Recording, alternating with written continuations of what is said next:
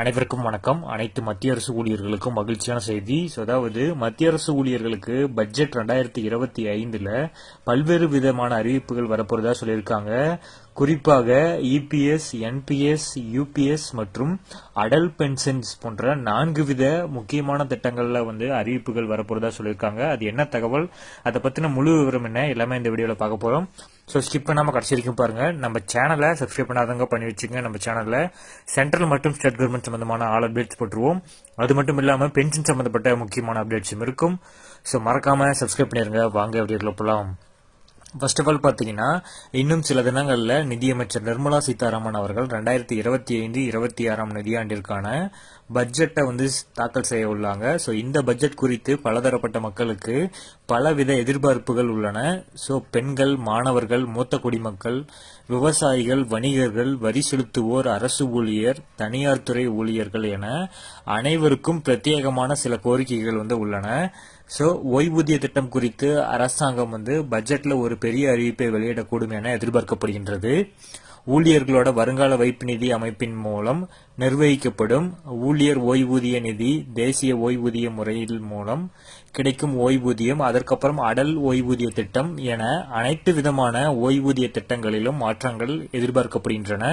அதாவது APY, NPS, EPS மற்றும் UPS தொடர்பான பெரிய முடிவுகள் பட்ஜெட்ல வெளியாகலாம் என கூறப்படுகிறது. அதுல எந்தெந்த திட்டத்துல என்ன அறிவிப்புகள் வரப்போறது அப்படிங்கறத அடுத்து ஒவ்வொன்னா பார்க்கலாம். ஃபர்ஸ்ட் பாத்தீங்கன்னா, ஊழியர் ஓய்வூதிய திட்டம் ஜனவரி 10, 2025 அன்று நடைபெற்ற பட்ஜெட்டுக்கு முந்தைய ஆலோசனை கூட்டத்துல இபிஎஸ் 95 ஓய்வூதியதாரர்களின் குழு, அதாவது நிதியமைச்சர் நிர்மலா சீதாராமனை சந்தித்து குறைஞ்சபட்ச மாதாந்திர ஓய்வூதியம் ரூ. 7,500 அதிகரிக்கப்பட வேண்டும் என கோரிக்கையுடன் அகவிலைப்படியும் அதிகரிக்கணும் மற்றும் ஓய்வூதியதாரர்கள் மற்றும் அவர்களது வாழ்க்கை துணைக்கு இலவச மருத்துவ சிகிச்சை வழங்குவதற்கான கோரிக்கை போன்றவற்றை எடுத்து சொல்லியிருக்காங்க. இதனால இந்த ஊழியர் ஓய்வூதிய திட்டத்திற்கு உள்ள குறைஞ்சபட்ச மாதாந்திர ஓய்வூதியம் 7,500 உயர்த்தப்பட அதிக வாய்ப்பு இருக்கிறதா சொல்லியிருக்காங்க.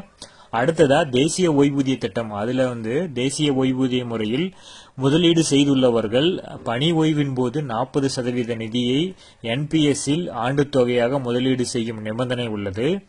அது இந்த பட்ஜெட்டில் நீக்கப்படலாம் என கூறப்படுகின்றது. பட்ஜெட்டில் என்பிஎஸ் திட்டம் தொடர்பான அரசாங்கம் பல பெரிய அறிவிப்புகளை வெளியிட வாய்ப்புள்ளதாக நிபுணர்கள் சொல்லியிருக்காங்க. பொறுத்திருந்து பார்க்கலாம். அடுத்ததாக ஒருங்கிணைந்த ஓய்வூதிய திட்டத்தில் ஏப்ரல் 2025 முதல் யூபிஎஸ் அமலுக்கு வருகின்றது.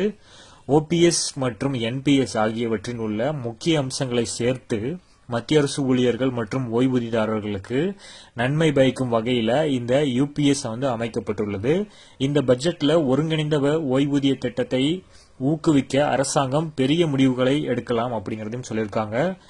அடுத்ததா அடல் ஓய்வூதிய திட்டம். இந்த திட்டம் 2015-16 ஆண்டில் ஓய்வூதிய நிதி ஒழுங்குமுறை மற்றும் மேம்பாட்டு ஆணையம் தொடங்கி வைத்தது. அடல் பென்ஷன் திட்டத்தில் இப்போது குறைஞ்சபட்ச மாதாந்திர ஓய்வூதிய தொகையா 1000 முதல் 5000 வரை உள்ளது. இந்த திட்டத்தில் ஓய்வூதிய தொகையின் வரம்ப அரசு 10,000 ரூபாயாக அதிகரிக்கும் என எதிர்பார்க்கப்படுகிறது. பொறுத்திருந்து பார்க்கலாம். இந்த அறிவிப்புகள் இந்த பட்ஜெட்ல வரும் அப்படிங்கறத சொல்லியிருக்காங்க. இது அபிஷியலா February 1 வரும் பொழுது நம்ம சேனல்ல உடனடியா அப்டேட் பண்ணுவோம். அதற்கான முழு தகவலையும் கொடுப்போம். மறக்காம நீங்க சப்ஸ்கிரைப் பண்ணி பக்கத்தில் இருக்கிற பெல் ஐக்கானையும் பிரஸ் பண்ணி அதுல ஆல் அப்படிங்கறத கொடுத்துக்கோங்க. அப்பதான் நான் போடக்கூடிய ஒவ்வொரு வீடியோவும் உங்களுக்கு வரும். தேங்க்யூ.